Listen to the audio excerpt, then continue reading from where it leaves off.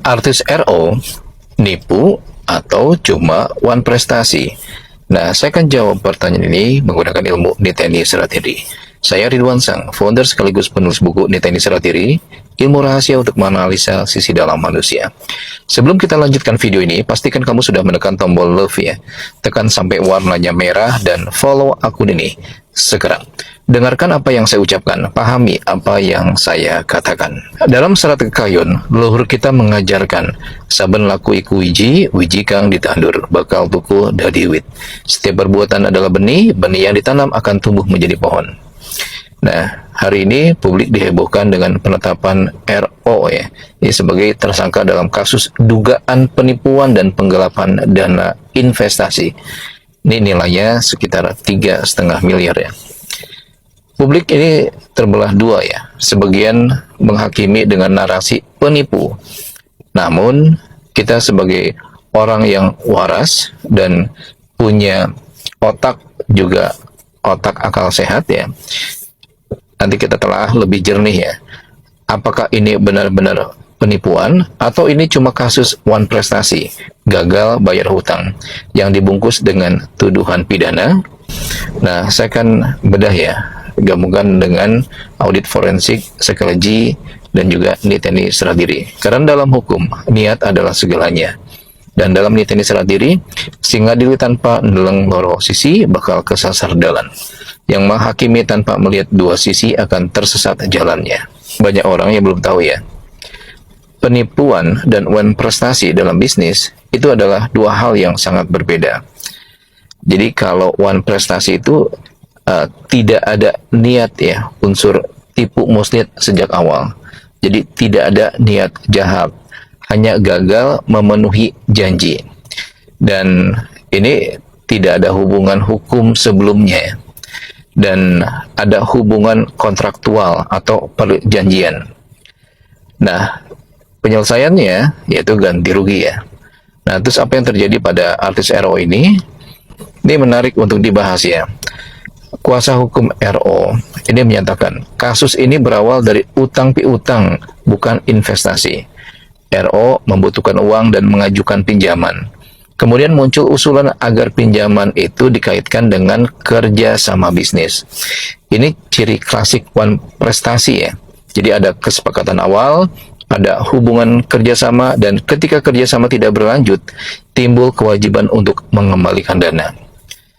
Nah, ini yang perlu digarisbawahi ya. Ini dalam audit forensik, perbedaan niat adalah segalanya. Nah, RO tidak menawarkan investasi fiktif dengan niat menipu ya. Dia itu minjem uang untuk kebutuhan bisnisnya yang sedang tertekan pasca perceraian pada Juni 2024. Nah, dia itu sempat ya ngejalanin dua kegiatan terkait kerjasama itu ya. Jadi RO ini nggak lari dari tanggung jawab. Dia menyatakan ingin menyelesaikan kewajibannya dan membayar hutang itu. Nah, sebenarnya RO ini mampu ya melunasi kewajiban 3,5 miliar itu. Pertanyaannya, kalau RO ya berniat menipu, kenapa dia mau bayar? Terus kenapa dia tidak menghilang seperti para buronan koruptor atau penipu? Ini untuk sekedar pengetahuan ya. Dalam psikologi massa, ada yang namanya framing, membingkai sebuah peristiwa dengan narasi tertentu untuk mempengaruhi persepsi publik. Kasus ini dilaporkan oleh seseorang inisialnya P. Ini pada 22 Agustus 2025 lalu ya. Tapi anehnya, korbannya justru ini bukan P ya, tapi ini orang lain berinisial DM. Artinya apa? Pelapor dan korban adalah dua orang yang berbeda. Dalam dunia hukum, ini adalah anomali ya. Biasanya kan pelapor adalah korban. Nah, justru di sini pihak ketiga yang melapor atas nama orang lain. Siapa P, siapa DM. Dan kenapa laporan ini baru menjadi viral tahun 2026, setahun setelah dilaporkan. Dan ini yang menariknya. Kok penetapan tersangka tanggal 19 Agustus, hari yang sama dengan sidang mediasi hak asuh anak yang gagal. Ini bukan kebetulan ya. Ini adalah pola. Ini disebut dengan waktu pangruat. waktu di mana energi negatif dikirim untuk menjatuhkan seseorang di saat paling rentan. Dan pertanyaannya, siapa yang paling diuntungkan jika RO jatuh? Nah, silakan netizen menjawab ya di kolom komentar. Nah, ini sangat menarik ya untuk didiskusikan. Karena dengan status RO yang sekarang sebagai tersangka, ini bisa jadi amunisi ya buat pihak lawan untuk mendiskualifikasi RO sebagai ayah. Dan bisa jadi ada orang-orang di sekitar yang ingin melihat RO ini jatuh. Dalam psikologi, ini disebut dengan gaslighting, bikin korban meragukan realitasnya sendiri. Kita juga tahu ya, RO ini difitnah penyakit 3 huruf, dituduh selingkuh, dan sekarang dijerat kasus pidana. Dan ini semua datang dalam waktu yang bersamaan ya. Ada apa sih dengan artis RO ini ya? Kalau saya analisa dengan Nita Eni Saratdiri dari tanggal lahirnya yang tanggal 15 ini Senin Pon ya. Ini elemennya air, ketenangan, dan kesabaran. Pon ini adalah pasaran yang melambangkan ketegasan dan keadilan. Sedangkan Neptunnya dia ini 11 ya, yaitu pengayoman, perlindungan. Apa artinya? Nah, orang dengan Neptu 11 itu punya perlindungan spiritual yang kuat. Dia tidak mudah jatuh ya. Dia bisa terpukul tapi akan bangkit. Dalam serat centini, wong kang Neptu 11 bakal tansah diparingi dalan petu. Orang dengan Neptu 11 akan selalu diberi jalan keluar. Dan tanggal 19 Agustus itu Rabu Pon, Neptu 14, ini adalah hari penilaiannya.